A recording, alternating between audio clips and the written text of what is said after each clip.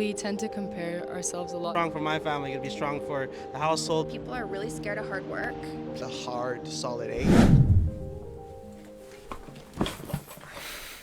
My name is Gadak Wizard, and today I'm going to explain a concept that I derived from deep philosophical conversations called mental castration. What is mental castration? Like I mentioned before, mental castration is a concept that I derived from deep philosophical conversations I had with a couple of tight-knit friends. If you don't already know, castration is when a male animal or human removes their genitals. And being mentally castrated is a state of mind that I ascribe to most of our society nowadays, and sometimes even myself. Let me explain why. To be mentally castrated is to sit and sulk in the chaos of your life rather than to learn how to sift through it. It's to dwell, blame, and lean on past experiences or trauma rather than learning how to pull wisdom away from it.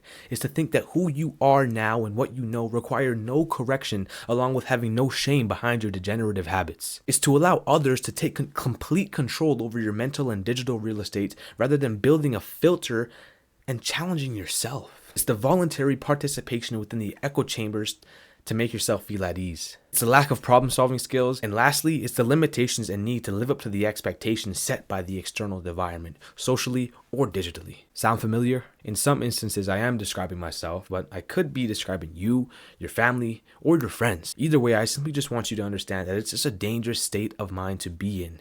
But I wanted to also see what the public thought about it, so here's what they had to say. Here with Danny, nice to meet you. Okay, so on a scale of 1 to 10, how much do you think people limit themselves mentally in today's society? probably a 7. I'm here with Sean. Sean.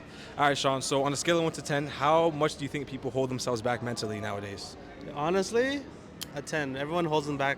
Like a lot of mental stuff right now, everyone holds them back like by a 10 right now. What's good, guys? I'm here with Thomas. Nice to meet you, Thomas.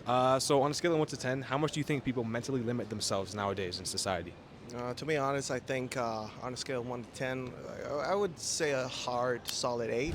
Now that you understand what mental castration is, here's why it happens. There's a multitude of reasons why people end up mentally castrated, and it can vary from culture to culture. But within ours, I think the biggest culprits are, the algorithms, the distractions, and the avoidance mechanisms, and the inability to just simply accept the inevitable suffering of life. It's understandable why we distract ourselves with the scrolling and such, because it's easier. And why not turn to the easiest solution? Because, that's how we're wired to, optimize our survival. But if you couldn't tell, bro, that it's not as optimal as you think, because you'll simply just live in a way more chaotic state. One of the biggest reasons the majority of our culture is actually mentally castrated is because we're just simply relying on social media. We're relying on all social media feeds for the answers to life. And along with that, we're relying on social media for the solutions to all of our problems. What I mean by relying on social media, I just simply mean we're relying on the algorithms to give us all the information we need, rather than simply just, using a search bar to do our own research and get to the bottom of whatever problem that we're dealing with. My hope with this channel and my blog and everything is to just be the solution that pops up when people search for it. I don't want to be feeding and indoctrinating people with my ideas and my beliefs. I want to be the solution. I want to be the Amazon of self-improvement. You're looking for a solution, you search it up, and I come to the top. A lot of us are also in a chase for happiness and states of emotion that life was never really meant for. Until you accept the fact that your life is always going to be, suffering and pain, and if it isn't right now, then the pain's probably freaking around the corner. And I know, who am I to really speak on this? I've only been on this planet for 19 years of life. But one thing I've realized is the more that I've tried to, just kind of make things happy or make things at ease, the more I find myself slipping to my hedonistic ways and degenerative habits, bro. Because happiness it's addictive. Happiness is a state. We all know this is a state of emotion. If you continue to try to chase that state of emotion, the threshold for it is going to just be way, way, way higher every single time. So you're going to have to do things for a much longer period of time to even get that small little bit of happiness. So I've come to the complete conclusion that happiness is just not the answer. Along with that, if you keep trying to distract yourself and if you keep building these avoidance mechanisms, you're just going to continually fill the tire with air that's eventually going to just explode in your face. And as that tire explodes in your face, you're just going to stay as mentally castrated as you are right now. Let's see what the public had to say about that. And why do you say that? Because like everyone's, trying to put food on the table every day nowadays. And, job market's shitty. Yeah. And, everyone's actually in high pressure and they don't have a place or a person to, release them. That makes sense. Here with Emily. Emily, nice to meet you. Okay, so on a scale of 1 to 10, how much do you think people hold themselves back mentally in today's society? Ooh, hold themselves back. It could be in terms of their goals, things they want to accomplish, like mental limitations. You know what? I think people do hold themselves back a lot because I think nowadays people are really scared of hard work. People are afraid to put effort in and make sacrifices. In my personal life, I dropped everything to follow my dreams and it worked. And I think a lot of people are really afraid to just kind of drop who they think they should be in pursuit of who they know they should be. If that makes any sense. Beautiful. Why do you say that? Especially men nowadays. It's hard for men to actually express themselves because, like, especially in the society nowadays, everyone's like, okay, I gotta be strong for my family, I gotta be strong for the household, so they can't cry, they can't do this. So even me personally, like, I'm a father. Really? So yeah, I work 2 jobs, gotta make sure I'm not stressing, showing that my kid, hey, don't worry, I'm good, don't worry about it. But mentally, I'm always hurting. So it's always hard to, like, actually tell them, hey, we're good, don't worry about it. But deep down, it's hard to, like, even express how you feel. I know it's safe place for nowadays. It's changed, but it's still a struggle. Right. Having a mental place where you can actually open up. Right now, it's still hard, but for guys like us, it's always been a struggle. Not a lot of people know, especially being a dad. It's the hardest struggle. And why do you think that is? I think we tend to compare ourselves a lot to other people, and we don't realize our own capabilities until we actually try the thing. Well said. Now I'm going to dive into a little bit of my personal experience with this. I used to be pretty fucking fat, bro. And if you look at my body right now, I kind of am chubby. Like, I need to lose weight. I need to get in the gym a little bit more. It doesn't look like I've been working out consistently.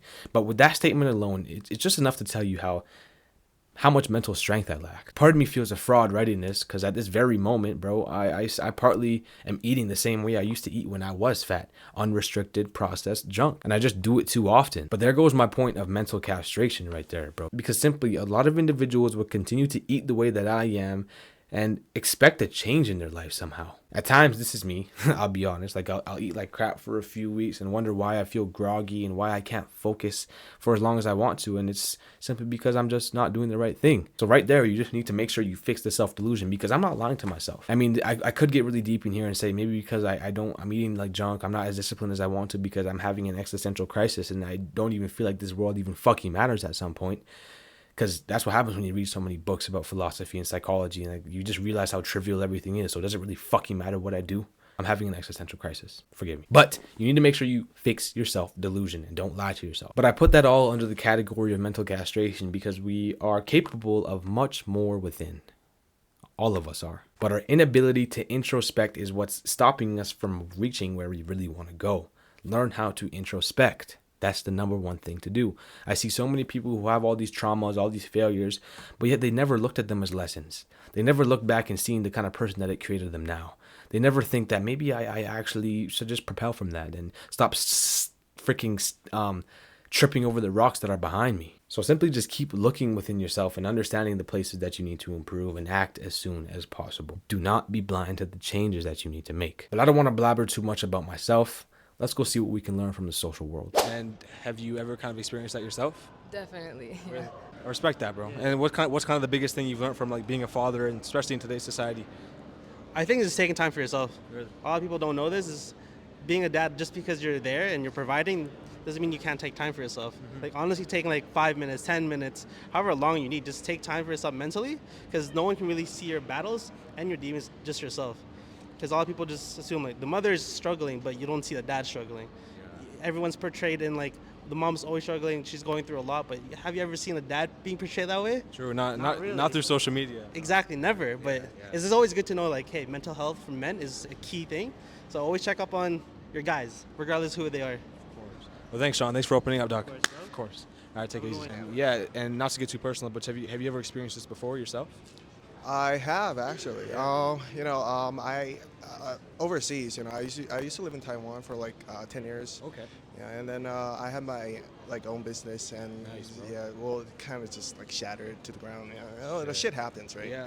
But you know, that's a pretty high pressure thing. But you got to keep it together, you know. Now that you know what mental castration is, why it happens, now I'm going to tell you how to uncastrate yourself. Being mentally castrated is tough, and I've been there before, and honestly right now I still actually can be mentally castrated because there's so many years for me to live that I don't even know what avoidance mechanisms I have in place or what kind of things that I'm doing that is keeping me castrated from the real potential that I actually have. But yeah, it's tough, you know, because as many of us know, we're blind. We're blind to our castration because it's an ideological castration. It's not physical, of course, and we ain't trying to get physically castrated in this bitch, you know what I'm saying? With that being said, from my own experience, I've developed 2 simple frameworks to apply that I followed to slowly start to uncastrate myself. Step 1. Don't avoid inner dialogue. I've talked about this inner dialogue plenty of times, bro. And what seems to be the case is that many of us have this inner voice in our heads, but yet we drown it out with dopamine. Why? Because, bro, that inner voice doesn't lie.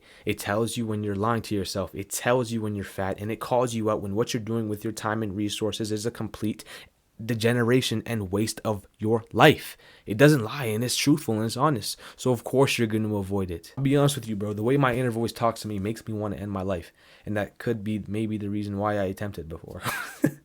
That's not funny. But I don't blame those who avoid it because it can be aggressive. And if you have an inner voice that's more aggressive than mine, I feel sorry for you. But to simply conclude step 1, the next time you're driving, taking a walk, or taking a ride on the bus, don't hesitate to talk to yourself internally or externally, because as you do this, you'll start to flush out the agenda and opinions and voices and propaganda that your algorithm is feeding you. From there, bro, you're going to simply start to develop your own filter. And as you start to develop your own filter, soon you're going to start spewing out your own philosophy and critiquing the things that these top red pill YouTubers are saying, these top psychologists and influencers are saying. You'll be able to question it and kind of raise your own concerns about the agenda that's being pushed out by these people at the top of self-improvement or whatever niche that you're in right now. I just want you to understand that with your own filter, you'll be able to regain your original connections and simply start to uncastrate yourself. The second step to uncastrating yourself is to confront your own self-beliefs. Everything you believe right now could be wrong. And the saddest part about that statement is that you probably disagree with me. Most of the conflict that you see in our society today is actually a result of different belief systems, you know, and along with that, those partaking in those conflicts just don't have the ability to allow their old and opinionated belief systems to be abolished, even if they're wrong. Because why? Because ripping of your belief systems and ideologies is hard because it's an identity and this is part of you. Similarly to somebody who became a millionaire reading a book a day and believes that's the way to a successful life versus one who would argue that actually listening to 3 podcasts a day is because they got the exact same results. Both individuals have a different set of beliefs, and if they were to be put in the exact same room, conflict could arise. Reason being that both of them simply aren't willing to accept the fact that their ideology could be false or simply differ from person to person. What you can pull away from this is to simply just take responsibility to look in the mirror and say, you know, Gadako, you're stupid. All the philosophies you're following right now have their flaws. What could they be? Tell yourself that, bro. You're stupid. All the philosophies you're following could have their flaws, do have their flaws. What are they? And then go down that rabbit hole yourself. Don't be afraid to confront your own beliefs, bro. They're weaker than you think. And don't avoid your inner dialogue. And then what did you kind of learn from that, you know, taking those risks and jumping towards what you wanted to do? Life's too short. Life is so fucking short. It's so short. And if you don't make the leap now, I mean, I made the leap 6 years into university. I dropped out and said, fuck it, I'm going to be a tattoo artist. And yeah, I think... Yeah, you have some pretty nice tattoos. Worked out very well. Worked out very well. Yeah. Yeah. Wow. Okay, thanks, Emily. That's everything from me. Yeah, for thank you. sure. Sweet. Thanks a lot. Well, what's kind of the biggest takeaway from like getting out of that mindset? Like, what's the biggest thing you've learned?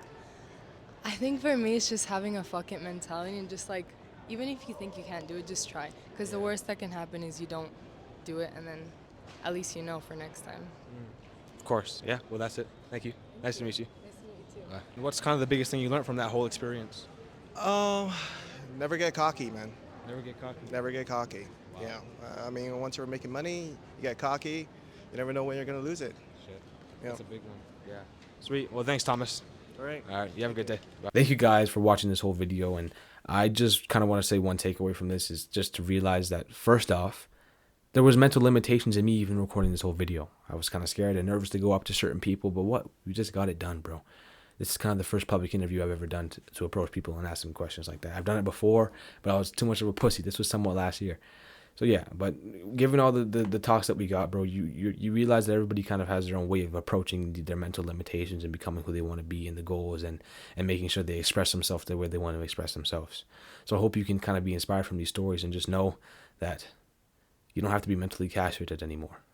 Uncastrate yourself, or society will keep you there. Love you. Start off tomorrow strong, G. Peace.